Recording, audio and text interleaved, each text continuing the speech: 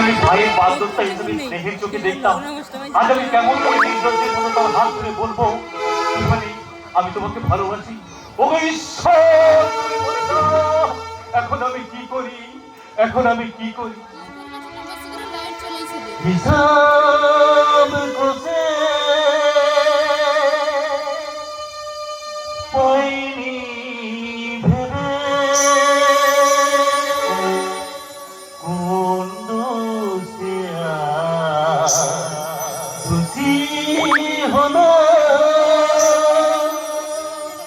জীবনে যা সবার ছিল বিনিময়ে